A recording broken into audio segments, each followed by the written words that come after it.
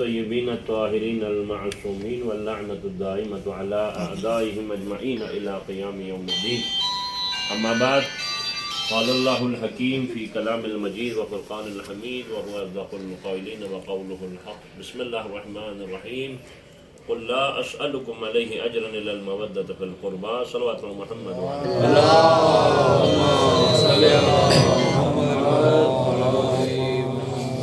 پروردگار عالم کے فضل و کرم سے ہمارے برادر عزیز آصف بھائی کو جو ہے یہاں پہ شفٹنگ ہوئی ہے آج ان کی. پروردگار ظاہر سی بات ہے خوش نصیب ترین فرد جو ہے پیغمبر نے گردانا ہے کہ وہ فرد خوش نصیب ہے جس کی بیوی صالحہ ہے. زوجۃ صالحہ، پیغمبر فرماتے ہیں جس کی بیوی صالحہ ہے وہ خوش نصیب بندہ ہے. ولد صالح، اولاد جس کی صالح ہے، اور جس کا اپنے وطن میں روزگار ہے اور جس کے بعد اچھی سواری ہے، اچھا رہنے کے لیے گھر ہے. آپ فرماتے ہیں اس سے بڑا خوش نصیب فرد کوئی نہیں. اچھا، یہ ضروری نہیں ہے ہر کسی کا نصیب ایک جیسا ہو. کسی کی زوجہ صالح ہے تو اولاد صالح نہیں ہے. کسی کے اگر یہ دونوں صالح ہے تو اپنا مکان نہیں ہے. اگر اپنا مکان ہے تو اپنی سواری نہیں ہے. تو اگر یہ تمام چیزیں میسر ہیں تو وطن میں روزگار نہیں ہے. ہر کسی کا نصیب جو ہے مختلف ہے. لیکن یہ کہ جو جس خط کے اوپر پیغمبر نے، ائمہ نے ہمیں حکم دیا ہے، اگر ہم زندگی بسر کریں تو ہماری زندگی میں بہت سے مشکلات کا حل ہو سکتا ہے. ایک شخص پیغمبر کی خدمت میں حاضر ہوا اور کہنے لگا یا رسول اللہ میرے گھر میں جو ہے فقر و فاقہ بہت ہے. آپ نے فرمایا جب اپنے گھر میں داخل ہو جاؤ. اچھا، یہ روایت مولا علی سے بھی ہے، پیغمبر سے بھی ہے. بسم اللہ بسم اللہ. آپ فرماتے جب اپنے گھر میں داخل ہو جاؤ تو اپنے گھر والوں کو سلام کرو. اب یہاں پہ مسئلہ یہ ہے کسی بندے کو کہتے ہیں گھر والوں کو سلام کرو تو کہتے ہیں مولانا صاحب میں شوہر ہوں، میں باپ ہوں، میں سلام کروں. بھائی آپ سلام کرو. پیغمبر تو بچوں کو بھی سلام کرتے تھے. بسم اللہ بسم تو سیرت پیغمبر میں ہے کہ اپنے سے چھوٹوں کو سلام کرنا. لیکن ہمارے ہاں تو تھوڑی ہماری میں آ جاتی نا بیچ میں کہ میں سلام کروں. تو بھائی آپ نے فرمایا سلام کرو. سلام کرنے سے سب سے پہلا فائدہ یہ ہوگا تمہارے گھر میں جو ہے کدورت دور ہوگی، نفرت دور ہوگی، محبت کا گھرانہ بن جائے گا تمہارا. بسم اللہ بسم پورے اللہ. یعنی خاندان مل کے بھی تمہیں توڑنا چاہے گا، تمہاری فیملی کو کوئی توڑ نہیں پائے گا. یہ سمجھنے والے کے لیے ہے، بہت بڑی دولت ہے. اچھا، اس کے ساتھ ساتھ جو ہے آپ نے فرمایا اور اس کے بعد سورہ اخلاص کی تلاوت کرو. تمہارے گھر میں کبھی فقر و فاقہ نہیں ہوگا. اور دوسرا یہ کہ ایک خاتون نے آگے مولا علی سے شکایت کی یا علی ہمارے گھر میں جھگڑا بہت ہوتا ہے، ہمارے گھر میں جو ہے نفرت بہت ہے، ایک دوسرے سے عداوت رکھتے ہیں، رنجش ہے. گھروں کے اندر یہ معاملات ہوتے ہیں کہ جی ہر کوئی دوسرے سے بیر رکھتا ہے یا تھوڑی سی کسی چیز پہ اعتراض ہوتا ہے. تو مولا علی علیہ السلام نے فرمایا کہ تم جب اپنے گھر میں دودھ ابالتی ہو وہ دودھ گرتا ہے؟ کہاں یا علی جب دودھ کبھی کبھی گر جاتا ہے. فرمایا جب خدا کے رزق کی بے حرمتی ہوگی جہاں پہ وہاں خدا کا عذاب تو نازل ہوگا. ہمیں دیکھنا چاہیے، ظاہر سی بات ہے ہم لوگ جو ہے رزق کے حوالے سے پہلے خاندان کا ایک دستور تھا، جب گھروں میں دسترخوان بچھتا تھا تو بڑی اہتمام ہوتا تھا، کوشش کی جاتی کہ رزق کی بے حرمتی نہ ہو. آج پیٹ کی بھوک نہیں، آنکھ کی بھوک ہے. بسم اللہ. اتنا بڑھ کے پلیٹ میں نکال لیں گے کھایا نہیں جائے گا. یعنی بڑا جو دسترخوان پہ بیٹھا ہو بچوں کو جو ہے وہ تربیت دے رہا ہے کہ بیٹا کھانے سے منع نہیں ہے، جتنا کھا سکتے ہو اتنا نکالو، کم پڑ جائے تو اور نکالو تاکہ بچے تو یعنی ضائع نہ ہو. تو کہنے کا مقصد ہے کہ ہمارے شادی بیاہ کے موقع پہ آپ دیکھ لیں، جب کبھی کوئی شادی بیاہ کا موقع ہو آپ دیکھیں آدھے سے زیادہ کھانا کچرے میں پھینکتے ہیں. یہی کھانا کسی حقدار کو مل جائے، کسی مستحق کو مل جائے، کسی بھوکے کو مل جائے. صلوات پڑھو محمد والے. مولا عباس کی جب نیاز ہوتی ہے، ہاں ہاں مولا عباس سب سے زیادہ اہم ہمارے مقصد میں مولا عباس کی ذات ہے، اور نیازی مولا عباس کی ہوتی ہے، حاضری مولا عباس کی. جب اس کی اتنی بے حرمتی کرتے ہیں اس کو وہی اتنا لے لیتے ہیں جو بات کلیئر کی اور اس کو بچا کر کے چلے جاتے ہیں. پھر وہ سارا کھانا جو ہے جس پہ غازی کی حاضری ہوتی ہے وہ کھانا جو اس پہ جاتا ہے ڈسٹبن میں سمجھ لے گا، وہ کوئی نہیں لیتا. یعنی مقصد وہ نقصان ہے، ظاہر سی بات ہے. یعنی رزق کی بے حرمتی، اسی وجہ سے ہمارا رزق تنگ ہوتا ہے. ظاہر سی بات ہے، جیسے ایک مثال دے رہا ہوں، اگر آپ چاول کھا رہے ہیں یا روٹی کھا رہے ہیں، روٹی کا ایک ذرہ جو ہے جب زمین پہ گر رہا ہے تو ظاہر سی بات ہے وہ روٹی بھی بدوا دے رہا ہے. پروردگار میں اس کا رزق ہوں، اس کے نصیب کا ہوں، اور اس نے کیا کیا؟ میری بے حرمتی کی. آپ جب رزق کا احترام کریں گے تو آپ کو کبھی کوئی فقر و فاقہ نہیں ہوگا. سورہ یوسف کی تفسیر کو اگر آپ کبھی پڑھیں، خدا توفیق دے سورہ یوسف کی تفسیر کو پڑھیں.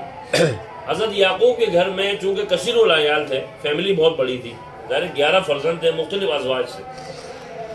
حضرت یعقوب کے گھر میں روزانہ ایک جو ہے دمبا ذبح ہوتا تھا، روزانہ ایک دمبا ذبح ہوتا تھا. ایک خدا کا بندہ جو ہے پورے دن جو ہے ایک تو بنا اس نے کھائے پیے روزہ رکھا تھا، اور جب وہ افطار کے ٹائم پہ یعقوب کے دروازے پہ پہنچا، دق الباب کیا، تو ظاہر ہے جب آپ کو پتہ ہے فیملی نے توجہ نہیں دی، تو پروردگار عالم کی طرف سے وحی آئی کہ میرا بندہ بھوکا پیاسا روزہ رکھا تھا جس نے، اور افطار کے ٹائم پہ تمہارے دروازے پہ آیا، اس کی طرف کسی نے تمہارے گھر والوں نے توجہ نہیں دی، اب میں تمہیں امتحان میں مبتلا کروں گا۔ سورہ یوسف کی تفسیر کو اگر پڑھیں کبھی، خدا توفیق دے۔ ابھی چونکہ ماہ رمضان ہے، غنیمت ہے، ہمارے پاس ٹائم ہے، جہاں 4 گھنٹے دوستوں کے لیے نکال سکتے ہیں تو 10 منٹ 15 منٹ قرآن کے لیے بھی نکالیں۔ اور آج کل تو اتنی آسانی ہے، آپ کو کسی مولانا کی بھی ضرورت نہیں ہے، موبائل کے اوپر سب کچھ آپ کے موجود ہے، جو آپ دیکھنا چاہیں، اچھا دیکھنا چاہیں اچھا ہے، برا دیکھنا چاہیں برا ہے۔ بہرحال غنیمت کا ایام ہے، ثواب کا ثواب ہے، خرمے کا خرمہ۔ عام مہینوں میں ایک آیت پڑھیں گے، ایک مثلا 10% ثواب ہے، اس ماہ رمضان میں ایک آیت پڑھیں گے 70 گنا ثواب ہے۔ تو بہرحال مبتلا ہوئے کس طریقے سے، وہ سورہ یوسف کی ابتدا ہو رہی ہے کہ انہوں نے جو ہے نا اپنے بابا سے کہا میں نے خواب دیکھا کہ 11 ستارے مجھے سجدہ کر رہے ہیں، تو باپ نے بیٹے سے کہا کہ بیٹا دیکھو اللہ تجھے بڑی حکمت و دانائی دے گا، اس کا ذکر دوسرے بھائیوں سے نہیں کرنا، شیطان کھلا دشمن ہے۔ سورہ یوسف کی ابتدا ہو رہی ہے۔ امتحان پروردگار نے وہی نازل کی کہ اب میں تم پہ کیا کروں گا، امتحان میں ڈالوں گا تم، کس بنا پر؟ وہ اللہ کے بندے کو جو بھوکا پیاسا جس نے افطار کیا، یعنی وہ آیا تھا افطار کے ٹائم پہ، تو یعنی اس سے مقصد یہ بھی ایک اہمیت ہے کہ کسی کو افطار کرانا کتنا بڑا ثواب ہے۔ پیغمبر کی خدمت میں ایک شخص آیا کہ یا رسول اللہ یہاں اپنے کھانے کے ماندے پڑے ہوئے ہیں، آپ فرما رہے ہیں جی افطار کراؤ۔ آپ نے فرمایا آدھی خرما جو ہے کھجور، اس سے بھی اگر تم افطار کراؤ گے تو اس ثواب سے بہرمند ہو جاؤ گے۔ ہر کسی کی، کیونکہ اس وقت واقعی میں سمجھتا ہوں بھائی مہنگائی ہے، ہر ایک فرد واحد کے لیے نہیں ہے، مشکل ہے۔ اب ماشاءاللہ اس علاقے کے اندر 70 آدمی ہے کہ 70 آدمی مل کے نہیں کر سکتے، نیکی 80 ہاتھوں میں گھوم کے بھی آئے، نیکی نیکی ہے۔ تو کم سے کم سب سے پہلا جو فرض ہے ہمارا وہ یہ ہے گا ہم اپنے واجبات کو ادا کریں۔ بسم اللہ۔ دیکھیں یہاں پر خاندان آباد بھی ہوتے ہیں، برباد بھی ہوتے ہیں۔ برباد ہونے کی ایک وجہ یہ ہے ہمارا غصہ ہے، مثلا باپ کا غصہ ابھی سمجھ میں نہیں آئے گا اولاد کو، کب سمجھ میں آئے گا جب وہ خود باپ بن جائے گا، تب پتہ چلے گا کہ باپ کیوں غصہ کرتا تھا، باپ کیوں ڈانٹتا تھا۔ جب ہم چھوٹے تھے تو مائیں جو ہے باپ کی جوتا دکھا کے، چپل دکھا کے ہمیں ڈراتی تھی، اگر تم نے کچھ بولا نا دیکھو تمہارے باپ کی چپل موجود ہے یہاں، تو بچے کا وہیں پتا پانی ہو جاتا تھا۔ احترام تھا، ادب تھا۔ آج باپ چیختا رہ جائے تو اولاد مجالے سن لے۔ تو کیا ہے کہ مثلا یہ سوسائٹی میں ایک ایسی یعنی بیماری آ چکی ہے، کیونکہ یہ ہمیں سب کچھ میڈیا دکھا رہا ہے، میڈیا دکھا رہا ہے ہمیں کپڑے کیسے پہننے، میڈیا دکھا رہا ہے جی ہم نے خوشی کیسے منانی ہے۔ پہلے جب یعنی آپ اندازہ کریں قیام پاکستان سے پہلے راجہ صاحب محمود آباد جنہوں نے پاکستان بنانے میں سارا پیسہ خرچہ کیا، کہتے ہیں راجہ صاحب کی جب ولادت ہوئی، پیدائش ہوئی، تو ان کو لوگوں نے کہا مشورہ دیے صاحب اتنے دن کا جشن منائیں، کیونکہ ظاہر ہے بہت بڑے ایک والی ریاست تھے، بہت بڑی ریاست تھی ان کی محمود آباد میں۔ تو انہوں نے کہا صاحب میں یہ دھوم دھڑکا نہیں کروں گا، میں امیر المومنین کا پیروکار ہوں۔ کہتے ہیں انہوں نے 18,000 کے قریب جو ہے موتیے کا آپریشن اس زمانے میں لاکھوں روپے کا ہوتا تھا، 18,000 افراد کو انہوں نے جمع کیا پورے ہندوستان سے، 18,000 افراد کو جو موتیوں کے مرض میں مبتلا تھے۔ ہندوستان تو آپ کو پتہ ہے کتنا بڑا تھا، 18,000 افراد کے موتیوں کا آپریشن جو ہے، موتیا کا جو آپریشن ہے وہ وہاں انگلستان بھیج کر جو ہے ان افراد کو کیے۔ تو مجھے بتائیے خوشی کے موقع پہ دھوم دھڑکا کرتے، ناچ گانا کرتے یا لوگوں کو کھلاتے، وہ بہتر تھا یا ان لوگوں کو جن کو دوبارہ بینائی مل گئے وہ بہتر ہے؟ کس بنا پہ کیا؟ راجہ صاحب کے گھر میں جو ہے یعنی جو بڑے راجہ صاحب کے گھر میں راجہ صاحب محمود آباد کی پیدائش ہوئی۔ تو کہنے کا مقصد ہے جب ہمارے گھر میں ابھی مثلا ہمارے برادر یہاں پہ شفٹ ہوئے، نئے گھر میں شفٹ ہوئے، بہت اچھی بات ہے، لیکن اس میں یہ گا جب اس گھر میں شفٹ ہوئے یہ بات ہمیں یقین رکھنا چاہیے کہ ہمارا جو آخری گھر ہے وہ کیا ہے؟ ہماری قبر ہے۔ الدنیا مرضعۃ الآخرہ، یہاں جو ہم کاٹیں گے وہ آخرت میں ہمیں ملنا ہے۔ ایک شخص جو ہے پیغمبر کی خدمت میں حاضر ہوتا ہے اور کہتا ہے یا رسول اللہ آپ بتائیے کہ میں چاہتا ہوں میں بہت بڑا طاقتور بن جاؤں۔ آپ نے فرمایا جو اللہ سے جتنا زیادہ ڈرے گا اللہ اس کو اتنا زیادہ قوی کر دے۔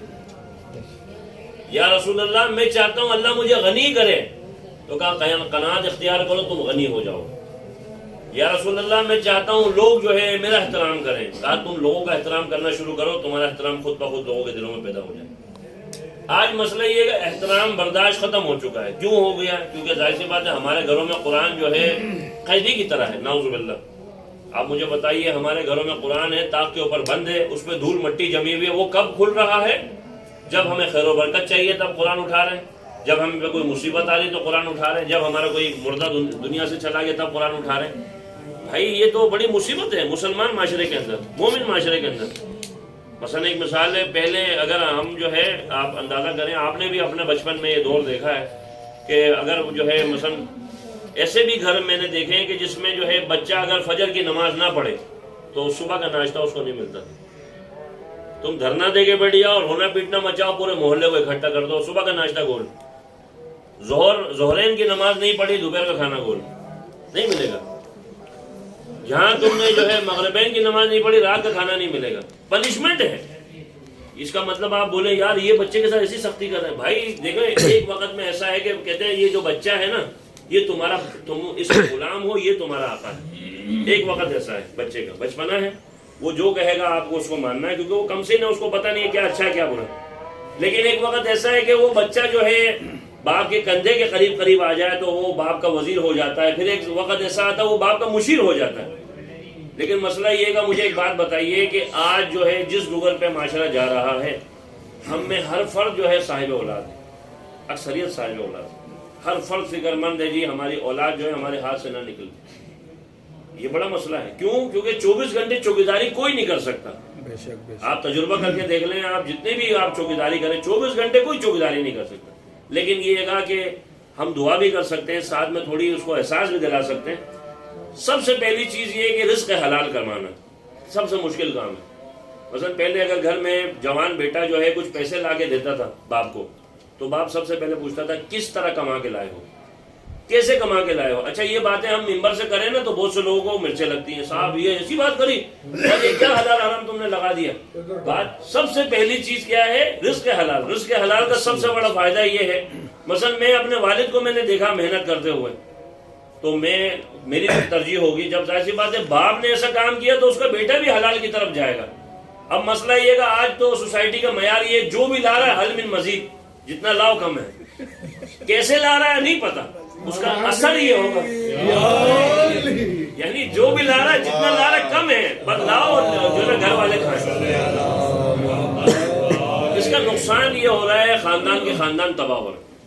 رزق حلال جو ہے نسلوں کو آباد کرتا ہے. پیغمبر کی حدیث ہے، فرامین خداوندی ہے کہ رزق حلال کہتے ہیں کہ اگر نماز کا ٹائم ہو رہا ہے، ایک بندہ جو ہے اپنی محنت مزدوری کر رہا ہے خون پسینے سے اپنی اولاد کے لیے رزق حلال کما رہا ہے، یا کہیں اپنی جاب کر رہا ہے کہیں آفس میں، تو وہ خدا کے نزدیک جو ہے زیادہ پسند ہے. آج ہمارے معاشرے میں ہر چوتھا آدمی جو ہے فقیری کی طرف جا رہا ہے. اگر کوئی بندہ فقیر نہیں ہے مگر وہ ایسے اپنے فقر و فاقہ کی شکایت کرتا ہے تو وہ خدا کی قدرت کی شکایت کر رہا ہے لوگوں سے. ایک مثال ہے، تو ایک بندہ ہے حقدار.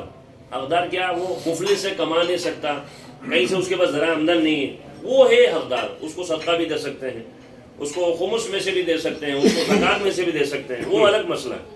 لیکن ایک بندہ محنت بھی کر سکتا ہے، جوان بھی ہے، صحت مند بھی ہے، مگر پھر بھی وہ اگر فقر و فاقہ کی شکایت کر رہا ہے، محنت نہیں کر رہا، تو اس کا مطلب ہے خدا کی قدرت کو وہ للکار رہا ہے. پروردگار عالم کی شکایت کر رہا ہے. خدا نے تو رزق رکھا ہے. میں مثال دے دوں، مولا علی علیہ السلام مسجد میں نماز پڑھنے کے لیے تشریف لے گئے. مسجد میں جیسی تشریف لے گئے تو آپ نے ایک شخص کو حوالے کیا اپنی سواری کو اور کہا میرے سواری کا خیال رکھنا. مولا نماز پڑھ کے نکلے، دیکھا سواری تو موجود ہے، اور سواری پہ جو زین ہے جس پہ قدم رکھتے ہیں، رکھ کے جو ہے بیٹھتے ہیں، وہ نہیں ہے. تو بازار میں گئے، وہی سواری کی جو زین ہے وہ ایسے لٹکی ہوئی ہے. مولا نے پہچان لی ہے میری جو ہے سواری کی. 2 درہم میں اس کو خرید لیا مولا نے.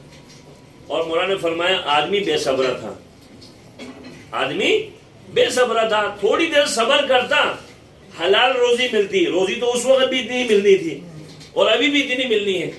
بے صبر تھا، اگر وہ تھوڑا صبر کر لیتا تو یہ بھی اس کو مل جاتا، میری دعا بھی اس کو مل جاتی. دیکھیے چور بھی چوری کر رہا ہے، وہ بھی اس کے نصیب میں ہے، لیکن طریقہ اس نے غلط استعمال کیا. چاہے محنت کے ذریعے وہ جو نا کمائے یا کھائے، یا چوری کے ذریعے وہ حاصل کرے. مقدر میں جتنا لکھا ہے اتنا ہی انسان لے سکتا ہے. سکندر اعظم جب دنیا سے گیا نا تو اس نے وصیت کری میرے ہاتھ جو ہے ایسے نکال دو. تو کسی نے کوئی پوچھے نا سکندر اعظم سے تو نے کیوں کیا؟ بولا میں یہ سب کچھ قدرت طاقت ہو کے میں دکھا رہا ہوں، جب میں دنیا سے گئے میرے ہاتھ خالی تھے، کفن میں کسی کی جیب نہیں ہوتے. لیکن یہ گا ایک بندہ مومن، امام جعفر صادق علیہ السلام ارشاد فرماتے ہیں، امام فرماتے ہیں مومن کی یعنی روٹین زندگی میں اوقات ہیں. سب سے پہلے اوقات یہ گا وہ اپنے آپ کو جو ہے خدا کی عبادت کے لیے مختص کرتا ہے، ایک وقت اس کے لیے وہ مومن کی روٹین کی زندگی. دوسرا وقت وہ اپنی حلال روزی کے لیے نکلتا ہے. تیسرا وقت وہ اپنے اہل و عیال کے لیے بھاگ دوڑ کرتا ہے. چوتھے اوقات وہ جو ہے تھوڑا اپنی استراحت کرتا ہے. اور پانچویں اوقات اپنی حلال لذت کے لیے اپنے آپ کو جو ہے آمادہ کرتا ہے. یہ مومن کی جو ہے روٹین کی زندگی. اس کے ساتھ ساتھ آپ مجھے ایک بات بتائیے، کتنے ایسے لوگ ہیں کہ جو حالانکہ پیغمبر کے صحابہ میں تھے.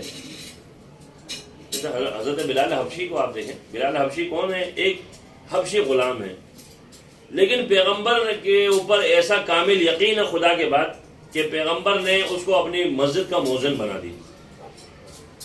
ہمیں ہو سکتا ہے ہم میں کوئی میں اپنے آپ کو سوچوں، ہو سکتا ہے میں ہی امام زمانہ کا دوست ہوں، ہو سکتا ہے میں ہی امام زمانہ کا دشمن ہوں. ہر فرد کو یہ اپنی کسوٹی پر رکھنا چاہیے. ہو سکتا ہے میں ہی امام کا دوست ہوں، ہو سکتا ہے میں ہی امام کا دشمن ہوں. کیسے بھائی؟ میں جو کام کر رہا ہوں آیا وہ امام کی خوشنودی کے مطابق ہے یا نہیں ہے، مومن والا ہے یا نہیں ہے. مولا علی علیہ السلام جو ہے کے پاس ایک شخص آ کے کہتا ہے یا علی میں کئی مرتبہ ذکر بھی کر چکا ہوں، بطور تبرک عرض کر رہا ہوں تاکہ خیر و برکت کا باعث ہو. صلوات پڑھ محمد والے.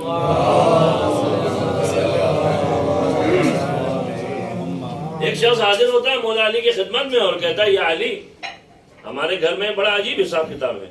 بولا کیا ہے جی؟ کیونکہ آج کل یہ سوسائٹی میں بیماری ہے. بیماری کیا ہے کہ پہلے لوگ آپ کو اپنے معاملات میں گھسڑتے ہیں، تشریف لائیں جی ہمارے مسئلے کو حل کریں. آپ کو جیسی لے گئے پھر وہ جتنی عزت دے رہا ہے نا اس سے زیادہ وہ ذلت آپ کے گلے میں ڈالے، بدنامی خواہ آپ کے گلے میں ڈالے. مولا علی علیہ السلام نے اس کے گھر پہ گئے، دیکھا تو اس کے صاحب خانہ سے معاملات تھے. تو مولا علی علیہ السلام نے جو ہے کیونکہ وہ خاتون کا مسئلہ یہ وہ تھوڑی سی اس کو گھر سے کام سے کہیں بھیجا تھا، وہ آنے میں دیر ہو گئی تو عورت گھبرا گئی. تو مولا تشریف لے جا رہے تھے تو خاتون نے کہا کہ میرا شوہر تو مجھے بہت زیادہ یعنی ظاہر غصہ ہوگا، غضبناک ہوگا میرے پہ، میرے کو دیر ہو گئی ہے، وہ پتہ نہیں کیا سوچے گا میرے بارے میں. تو مولا نے فرمایا تم جو ہے میرے پیچھے آؤ، میں آگے جا رہا ہوں، نشاندہی کرو کہاں تمہارا گھر کا یعنی گھر ہے. جب وہاں پہنچے تو آپ نے اس شخص کو بلایا اور بلانے کے بعد جو ہے آپ نے جو ہے اس شخص سے جو ہے فرمایا کہ یہ جو تمہاری زوجہ ہے یہ خدا کی بندی ہے، یہ اللہ کی طرف سے تمہارے پاس امانت ہے. تو اس کے بعد جو ہے اس نے مولا کو دیکھ کر اس کا غصہ بالکل ٹھنڈا ہو گیا اور اس کے بعد وہ خاتون جو ہے ریلیکس ہو کے اپنے گھر چلی گئی. ہمارے یہاں پہ مسئلہ یہ ہے گا کوئی کسی کی زندگی بننے و بگڑنے میں بھی لوگوں کا ہاتھ ہے. مثلا ایک مثال دے رہا ہوں، جیسے ایک مثال ہے پیغمبر کی حدیث ہے، جیسے ہماری بلدی زبان میں ایک جملہ کہتے ہیں اکھن یعنی کسی کو طنز کرنا. مثلا یار فلاں کے ساتھ یہ ہو گیا، یار اس کے ساتھ تو یہ ہونا چاہیے تھا یا اس کے ساتھ یہ ہوگا. یہ ہم بڑے دھڑلے سے بول لیتے ہیں کیونکہ ہماری زبان میں پردہ نہیں ہے، کیونکہ ہمیں عادت ہو چکی ہے یہ بات بولنے میں. اس میں ہم سب شامل ہیں، میں بھی ہوں، آپ بھی ہیں، سب ہیں.